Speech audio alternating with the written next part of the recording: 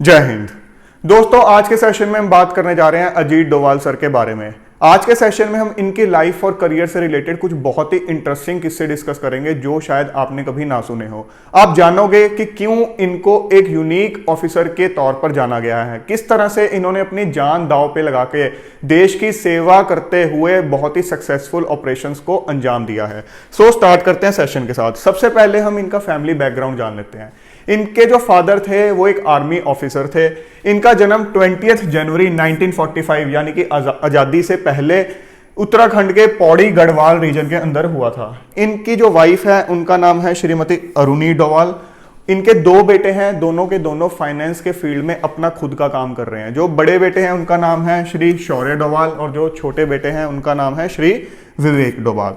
अब इनकी educational background भी एक बार जान लेते हैं, क्योंकि कोई भी बड़ी पर्सनालिटी होती है हमें पता होना चाहिए कि उसके रूट्स कहाँ को बिलोंग करते हैं। इनकी जो ज़्यादातर स्कूलिंग हुई है वो हुई है राष्ट्रीय मिलिट्री स्कूल अजमेर से। उसके बाद इनकी अगर हम ग्रेजुएशन पोस्ट ग्रेजुएशन की बात करें तो इन्होंने अपनी मास्टर्स डिग्री की है इकोनॉमिक्स में, फर्स्ट पोजीशन हासिल करते हुए। कहाँ से? 1967 के अंदर आगरा यूनिवर्सिटी से, जिसको अब डॉक्टर भीमराव अंबेडकर यूनिवर्सिटी कहा जाता है। लेटर ऑन अपने करियर के दौरान जब इन्होंने बहुत सी अचीवमेंट्स हासिल की तो इसी यूनिवर्सिटी की तरफ से इनको ऑनररी डॉक्टरेट की उपाधि भी दी गई। ऑल्दो एजुकेशन के तौर पे देखें तो इन्होंने मास्टर्स की थी विद फर्स्ट पोजीशन। उसके बाद 1967 में जैसे इन्होंने अपने मास्टर्स की डिग्री हासिल की, उसके बाद इन्होंने सिविल सर्विसेज एग्जाम की प्रिपरेशन की और 1968 के अंदर ये बतौर आईपीएस भारत की सेवा के लिए चुने गए।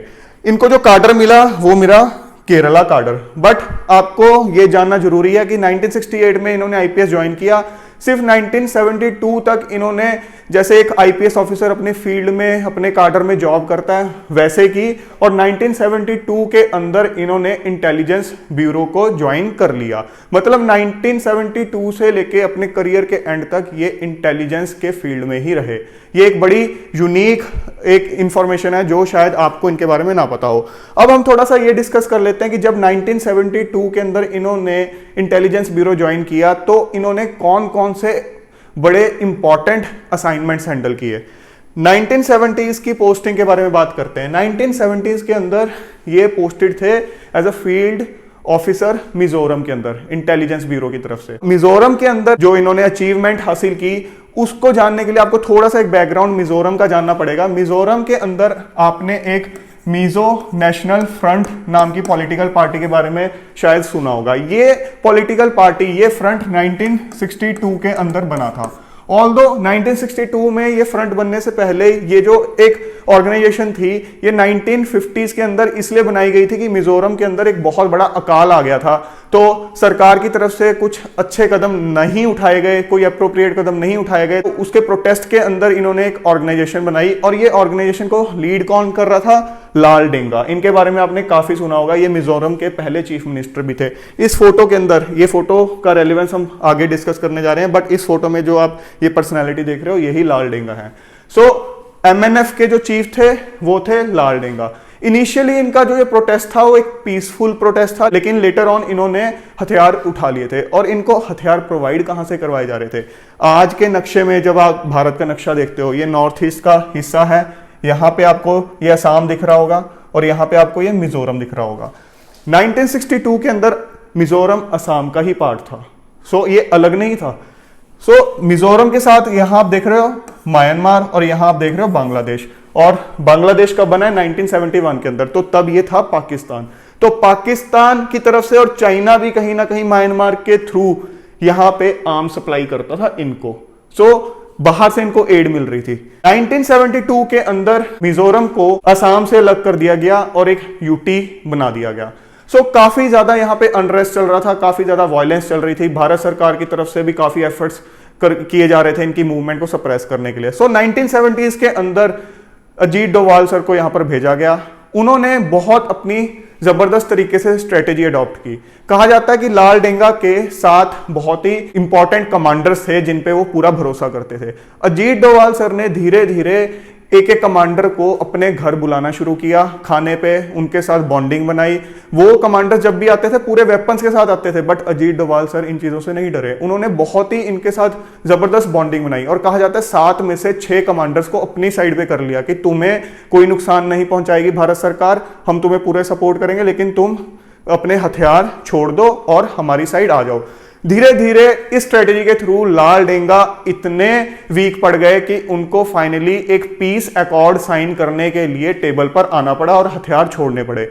सो 1986 की आप ये फोटो देख रहे हो जहां पे लाल डेंगा हिंदुस्तान के होम मिनिस्टर के साथ एक पीस अकॉर्ड साइन कर रहे हैं, जिसके बाद 1987 के अंदर मिजोरम को यूटी का स्टेटस बदल के एक स्टेट का स्टेटस दे दिया। तो आपको पता होना चाहिए 1987 के अंदर मिजोरम को फुल स्टेटहुड मिला और उसके बाद यहां इलेक्शंस हुए और पहले चीफ मिनिस्टर बने लाल डेंगा। सो आप देख सकते हो मिजोरम के अंदर जो एक बहुत ही एक वायलेंट सिचुएशन थी उसको कंट्रोल करने के पीछे कहीं ना कहीं दिमाग था अजीत डोभाल सर का। इसके बाद इनके अगली एक इंपॉर्टेंट असाइनमेंट पे चलते हैं। 1980s के अंदर ये पोस्टेड थे as an undercover agent in Pakistan. एक मुस्लिम बनके ये पाकिस्तान में रहे हैं, वो भी 7 सालों के लिए। आप जानते हो अगर पाकिस्तान के अंदर कोई इंडिया का इस तरह से एजेंट पकड़ा जाए तो उसके साथ क्या हाल होगा। तो कितना रिस्की एक असाइनमेंट था, बट इन्होंने अपनी जान की परवाह किए बिना वो अपना असाइनमेंट फुलफिल किया। वहां से बहुत ही क्रिटिकल इंफॉर्मेशन डिराइव करके वहाँ की जो हमारे इंडिया की एम्बेसी है और इंडिया में हमारी जो गवर्नमेंट है उनको प्रोवाइड की, और कहीं ना कहीं इन चीज़ों ने बहुत हेल्प की होगी हमारी सरकार की। अब वहां से रिलेटेड ये अपना एक बहुत ही इंपॉर्टेंट किस्सा एक बार बताते हैं एक सेमिनार के अंदर। आप इससे आइडिया लगा सकते हो कि कितनी एक डेंजरस सिचुएशन में उन्होंने काम किया। ये बताते हैं कि एक बार मैं वहां पर किसी मजार से निकल रहा था, क्योंकि ये एक मुस्लिम की तरह वहां की कम्युनिटी के अंदर पूरा घुले मिले हुए थे। तो एक बार मजार से निकल रहे थे तो वहां पे इन्होंने देखा कि एक बहुत ही अट्रैक्टिव पर्सनैलिटी वाला एक मुस्लिम बैठा है जिसकी लंबी सफेद दाढ़ी है। उस मुस्लिम ने जैसे ही इनको देखा, इनको अपने पास बुलाया और कहा तुम हिंदू हो? तो इन्होंने बोला कि नहीं, कि मैं हिंदू नहीं हूं। कहते नहीं तुम हिंदू हो। वो कहते हैं आप ऐसा क्यों बोल रहे हैं? तो उसने आगे से बोला कि तुम्हारे कान जो है वो छिदे हुए हैं। तो इन्होंने बताया कि जहां पर इनका जन्म हुआ था वहां पे एक प्रथा रही थी कि बचपन में बच्चों के कान के अंदर छेद करते हैं, तो वो प्रथा कहीं ना कहीं हिंदू से रिलेटेड है। तो उन्होंने वो चीज ऑब्जर्व कर ली और इनको कहा कि तुम हिंदू हो। तो इन्होंने बोला कि हाँ ठीक है, मैं बचपन से हिंदू था बट बाद में मैंने कन्वर्ट कर लिया। तो उन्होंने कहा कि नहीं, तुमने कन्वर्ट भी नहीं किया, तुम अभी भी हिंदू हो। तो ये थोड़ा चुप से हो गए। तो वो कहते तुम आओ मेरे साथ। तो कहते हैं कि 2-4 गलियां छोड़ के वो अपने किसी घर के अंदर उनको ले गए। तो अंदर जाके कहते हैं कि मैं खुद भी हिंदू हूँ, कि मैं पार्टीशन के बाद से यहाँ पर एज अ मुस्लिम रह रहा हूँ सो डैट मैं सेफ रहूँ। सो इतनी डेंजरस सिचुएशन थी और उन्होंने अजीत डोभाल सर को एडवाइस किया तुम अपने जो कान की इसकी कोई भी सर्जरी करवा लो, कुछ भी करवा लो, बड़ा यहाँ डेंजरस माहौल है तो तुम थोड़ा संभल कर रहो। और उन्होंने अंदर जाके दिखाया भी, हिंदू धर्म की मूर्तियां दिखाई कि मैं इनकी पूजा करता हूँ, बाहर मैं एक मुस्लिम बन के रहता हूँ। तो आप इमेजिन कर सकते हो कि किस तरह की सिचुएशन में सर ने वहां पर अपना असाइनमेंट पूरा किया। इसके बाद एक और इंपॉर्टेंट असाइनमेंट की बात करते हैं। 1988 के अंदर आपको ऑपरेशन ब्लैक थंडर के बारे में पता होगा। आपको पता होगा पहले 1984 के अंदर ऑपरेशन ब्लू स्टार हुआ था गोल्डन टेम्पल में। उस टाइम पर अजीत डोभाल सर थे पाकिस्तान में, बट जब 1988 के अंदर ऑपरेशन ब्लैक थंडर की बारी आई, क्योंकि ऑपरेशन ब्लू स्टार के कुछ टाइम के बाद कुछ मिलिटेंट्स ने दोबारा गोल्डन टेम्पल में रहना शुरू कर दिया था, तो उनको बाहर निकालने के लिए ऑपरेशन ब्लैक थंडर किया गया। तो इस ऑपरेशन के दौरान बताते हैं कि इंटेलिजेंस जुटाने के लिए, क्योंकि पता तो होना चाहिए कि कौन कहां पर बैठा है और अंदर कितने लोग हैं, तो इस ऑपरेशन के स्टार्ट होने से कुछ दिन पहले अजीत डोभाल सर एक रिक्शा चालक, एक रिक्शा पुलर के तौर पे गोल्डन टेम्पल के आसपास घूमने लग गए। जैसे रिक्शा चलाने वाला होता है उस तरह से वहां रहने लग गए कि कभी सवारी लेके आ रहे हैं, कभी छोड़ के आ रहे हैं, बट मूवमेंट देख रहे हैं कि कौन आ रहा है कौन जा रहा है। वहां पर कुछ लोगों को उन पे शक हुआ, उन्होंने इनको पकड़ा कि भाई आप कौन हो। तो इन्होंने अपने एक्सपीरियंस की वजह से, क्योंकि इनकी एक बड़ी काबिलियत है कि लोगों को अपनी बातों में बहुत उलझा लेते हैं और लोगों में बहुत अच्छे से घुल मिल जाते हैं, तो इन्होंने उनको ये इन्फ्लुएंस कर दिया कि मैं पाकिस्तान से ISI का एजेंट हूं और तुम्हारी हेल्प करने आया हूं यहाँ पे।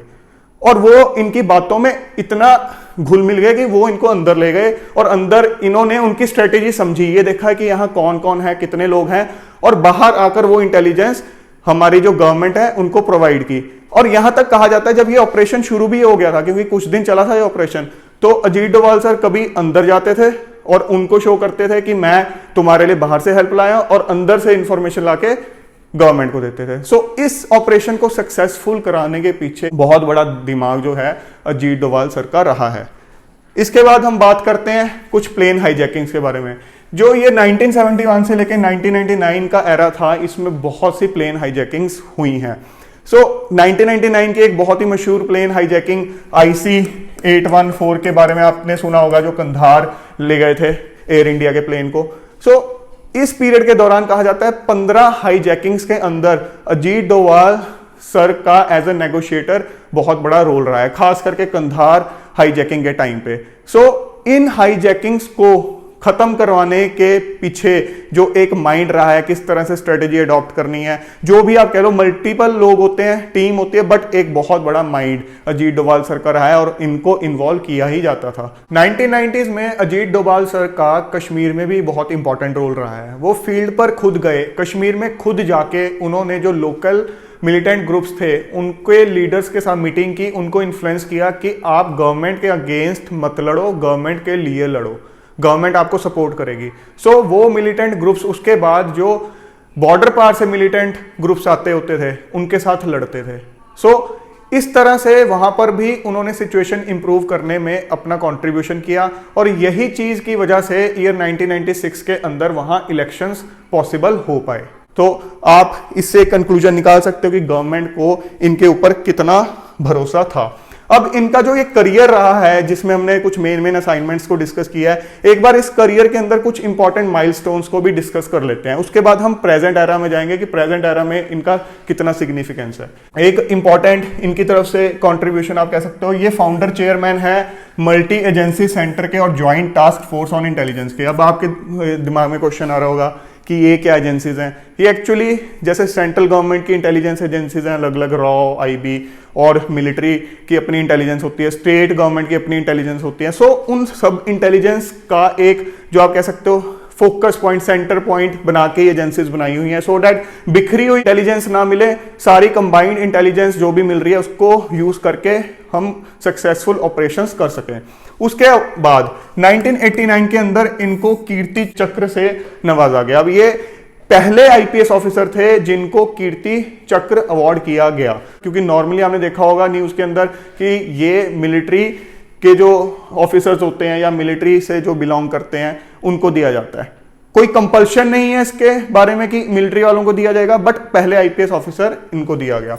उसके बाद इंडियन पुलिस मेडल, जो कि आपने सुना होगा कई पुलिस सर्विस वालों को मिलता है, बट इनका एक रिकॉर्ड है कि इनको 6 साल की सर्विस के बाद ही मिल गया था। नॉर्मली कई सालों की सर्विस के बाद आप बहुत ही एक अच्छी तरीके से अपनी सर्विस पूरी करते हो, एक मेरिटोरियस सर्विस प्रोवाइड करते हो, तब जाके आपको मिलता है, बट इनको एक 6 साल की सर्विस के बाद ही मिल गया। और उसमें से भी आपको पता है 1968 से 72 तो ये बतौर IPS अपने फील्ड में रहे हैं, तो बहुत ही एक इंपॉर्टेंट अचीवमेंट है। उसके बाद presidents police medal for distinguished service भी इनको मिल रखा है। 2005 के अंदर अपनी 23 साल की उम्र में इन्होंने IPS ज्वाइन किया था, तो 37 साल के करीब की सर्विस प्रोवाइड करने के बाद ये बतौर डायरेक्टर ऑफ इंटेलिजेंस ब्यूरो, मतलब chief of intelligence bureau retire हुए हैं। तो रिटायरमेंट के बाद भी ये जो पॉलिसी के ऊपर डिस्कशन करना, एडवाइस देना, अलग अलग जगह जाके सेमिनार्स देना, अपने एक्सपीरियंस को शेयर करना, इस तरह की एक्टिविटीज करते रहे हैं। ये नहीं है कि रिटायरमेंट के बाद ये बिल्कुल शांत होकर बैठ गए, क्योंकि जो इंसान इस मेंटेलिटी का, इस माइंडसेट का, इस IQ का होता है, वो कभी शांति से आराम से नहीं बैठ सकता। वो सोचता है कि मैं किस तरह से अपने देश की भले के लिए कोई ना कोई कंट्रीब्यूशन करता रहूं। ईयर 2009 के अंदर ये फाउंडिंग डायरेक्टर बने विवेकानंद इंटरनेशनल फाउंडेशन के। ये एक Indian public policy think tank है, जहां पे इंडिया के जो ब्रिलियंट ब्रेन्स हैं वो आके मंथन करते हैं कि इसके रिगार्डिंग क्या पॉलिसी होनी चाहिए, फलानी चीज के रिगार्डिंग क्या पॉलिसी होनी चाहिए। उसके बाद 2014 के अंदर जब बीजेपी की गवर्नमेंट आई, प्राइम मिनिस्टर बने नरेंद्र मोदी, तो उन्होंने आते ही सबसे पहला काम किया ex-IB chief Ajit Doval sir को अपॉइंट कर दिया नेशनल सिक्योरिटी एडवाइजर। ये एक बहुत ही इंपॉर्टेंट पोस्ट है, आपको पता होना चाहिए। उसके बाद ये 2014 में ही जैसे ही इन्होंने एनएसए का ऑफिस संभाला, एक इंपॉर्टेंट असाइनमेंट इनको मिला। वो क्या था कि इराक के अंदर उस टाइम आपको पता है 14 की मैं बात कर रहा हूँ, आईएस के साथ काफी ज्यादा उस टाइम पे वायलेंस चल रहा था इराक के अंदर। एक हॉस्पिटल के अंदर 46 इंडियन नर्सिस को वहां पर बंदी बना लिया गया। उस टाइम काफी ज्यादा ये चीज न्यूज में हाईलाइट हुई। कुछ और भी इंडियंस इधर उधर फंसे हुए थे उस टाइम पे, जो भी उनके बीच में वायलेंस चल रही थी इराक में। अजीत डोवाल सर खुद इराक गए। ये नहीं कि मैं एनएसए हूं तो मैं किसी को भेज दूं, क्योंकि इनको फील्ड के अंदर काम करने का बहुत जबरदस्त तजुर्बा है। खुद गए इराक के अंदर। क्या नेगोशिएशंस की क्या नहीं की वो एक कॉन्फिडेंशियल चीज होती है, बट उसके बाद वो सारी की सारी नर्सेस बिना किसी आप कह सकते हो नुकसान के वापस इंडिया लाई गई। आप यहां देख रहे हो, servant on a secret mission to Iraq, Indian nurses greeted with smiles flowers after release from Iraq. जहां भी जाते हैं सक्सेसफुली ऑपरेशन को कंप्लीट करके आते हैं। उसके बाद बहुत से और ऑपरेशंस लाइक नागालैंड के अंदर ईयर 2015 के अंदर म्यांमार की तरफ से कुछ मिलिटेंट्स ने आके हमला करके हमारे कुछ फौजियों को शहीद किया था। तो उसके रिटेलिएशन के अंदर हमारी फौज ने म्यांमार के अंदर जाकर एक सर्जिकल स्ट्राइक की थी, जिसमें कई सारे जो उग्रवादी थे उनको मार गिराया था। और इसके पीछे भी, इसकी जो प्लानिंग थी उसके पीछे भी अजीत डोवाल सर का दिमाग था। और यहां आप देख सकते हो, after strike against the north east militants NSA Doval will visit Myanmar to ramp up war on rebels. ये नहीं है कि सर्जिकल स्ट्राइक कर दी तो उसके बाद चुप बैठ जाएं। अब उसके बाद म्यांमार जाना था उन्होंने कि मैं जाके इनकी जो जड़ें हैं उनको ही खत्म करके आऊं। उसके बाद आपको पता है उरी का अटैक हुआ था हमारे मिलिट्री बेस के ऊपर, आर्मी बेस के ऊपर। उसके रिटेलिएशन में भी सर्जिकल स्ट्राइक की गई थी। वो सर्जिकल स्ट्राइक भी अजीत डोवाल सर की प्लानिंग के साथ हुई थी।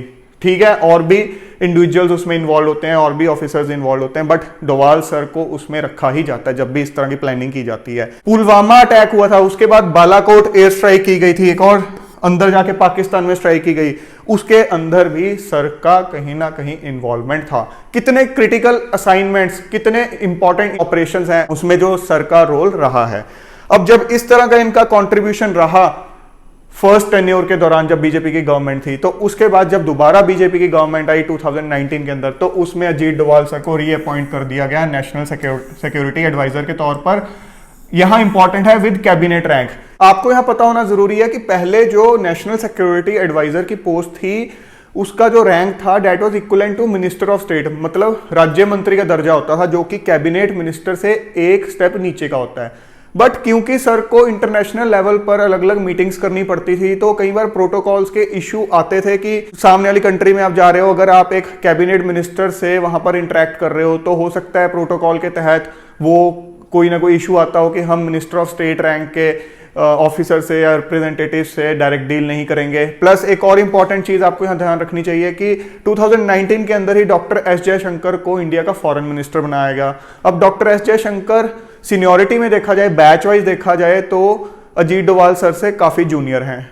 इंटरनेशनल लेवल पर कोई भी बड़ी कोई डिस्कशन होनी है, कोई भी बड़ा समिट होगा, तो वहां पर NSA, foreign minister, defence minister, इस तरह के जो लोग हैं मिलके कोई स्ट्रेटेजी बनाते हैं। तो कहीं ना कहीं उस टाइम पर एक अजीब सी सिचुएशन हो सकती है कि एक जूनियर ऑफिसर एक फॉरेन मिनिस्टर बना हुआ है, एक कैबिनेट मिनिस्टर है, और एक सीनियर आईपीएस ऑफिसर जिसका इतना बड़ा कंट्रीब्यूशन रहा है वो मिनिस्टर ऑफ स्टेट के दर्जे के साथ है। तो यहां पर दोबारा जो अपॉइंटमेंट की गई, वहां पर जो मिनिस्टर ऑफ स्टेट का दर्जा था एनएसए का, वो बढ़ाकर कैबिनेट रैंक का कर दिया, कैबिनेट मिनिस्टर का कर दिया। सो आप देख सकते हो कि कितना एक इनका इंपॉर्टेंट कंट्रीब्यूशन रहता है कि इनके लिए एक नई डेवलपमेंट की गई। उसके बाद आर्टिकल 370 को जब रिवोक किया गया, आपको पता है 2019 के अंदर इसको रिवोक किया गया था, तो उधर पार्लियामेंट के अंदर वो सब प्रोसीजर्स चल रहे थे, डिबेट चल रहा था कि रिवोक किया जा रहा है, और आपने न्यूज में काफी कुछ सुना होगा।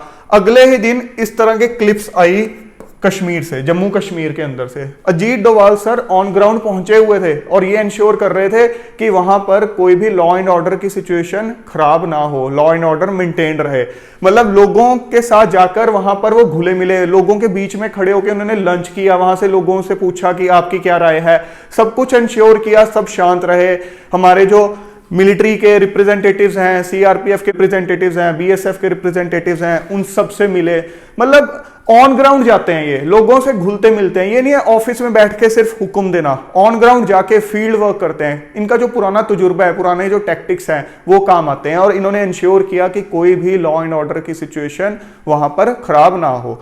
सो फ्रेंड्स, आई होप अब आपको पता चल गया होगा, एक ओवरव्यू मिल गया होगा इनकी पर्सनैलिटी के बारे में, इनके कंट्रीब्यूशन के बारे में, किस तरह से इन्होंने अपनी जान दांव पे लगाकर देश की सेवा की है और अभी भी कर रहे हैं। हमारी सबकी विशेष इनके साथ हैं, ऊपर वाला इनकी हेल्थ हमेशा अच्छी रखे, सो दैट ये और ज्यादा हमारे देश की सेवा करते रहें और हमें एक प्राउड वाली फीलिंग देते रहें। और आप देखते होंगे कभी भी इंटरनेशनल लेवल का कोई भी समिट होता है तो ये दो पर्सनैलिटीज हमारे जो प्राइम मिनिस्टर हैं उनके साथ होती ही होती हैं, उनको एडवाइस करती ही रहती हैं अपने एक्सपीरियंस के थ्रू, और वो इनके ऊपर रिलाई करते हैं, तभी इन लोगों को इन्होंने अपनी की पोस्ट पर बिठाया हुआ है। सो दोस्तों, इंसान हीरा एक दिन में नहीं बनता है, धीरे धीरे तप तप के बनता है। खुद को तपाओ, मेहनत करो, फेलियर्स फेस करते हो कोई इशू नहीं है, उन पे काम करो, गिर के दोबारा उठो। सो मेहनत करते चले जाओगे और एक दिन दुनिया के सामने डेफिनेटली एक जेम बन के निकल के आओगे, एक हीरा बन के निकल के आओगे, और उस टाइम पे पूरी दुनिया आपकी कदर करेगी। सो फ्रेंड्स, जल्द मिलेंगे एक और नए और इंपॉर्टेंट सेशन के साथ। Till then keep grinding yourself and stay fit and healthy. जय हिंद।